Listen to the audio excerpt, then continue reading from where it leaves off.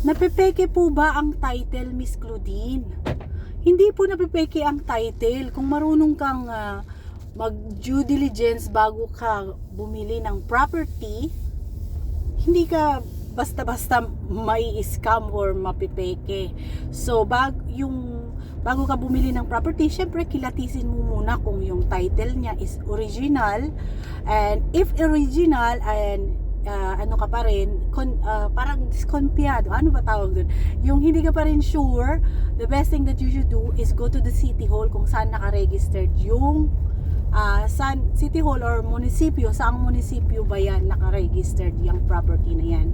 So, kuha ka ng certified true copy. Tapos, yung makukuha mong certified true copy, dapat clean title, walang nakalagay na encumbrances. Kung may nakalagay man na encumbrances, i-check mo lang kung ano bang nakalagay doon, ano bang ibig sabihin nun.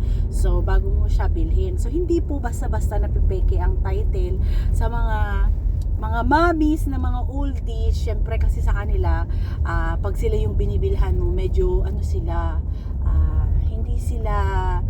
hindi nila tinatrust yung mga bumibili. Minsan nga ayaw nila magbigay ng kopya kasi baka daw mapeke. Naku, hindi po basta-basta napepeke ang title.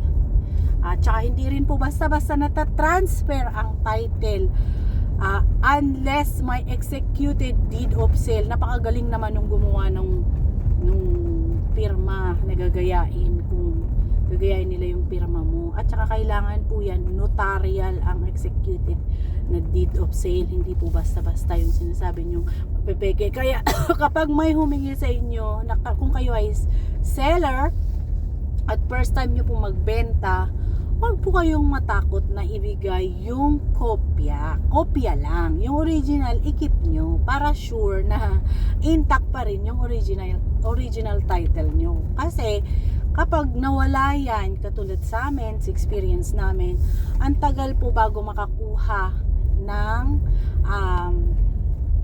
title. Pag magagawa ka pa ng affidavit of loss, mag-aantay ka pa ng matagal. So, that's the burden na kailangan mong pagdaanan kapag nawala ang original title mo. So, kung kaya mong kopya lang ang ibigay mo, walang problema, huwag kang mangamba dahil hindi yan basta-basta mapepeke ang title. Hindi nila basta-basta matransfer yung title mo unless pumirma ka ng deed of absolute sale. So, yan lang masasabi ko sa inyo. See you in my next video. Enjoy your Christmas 2024.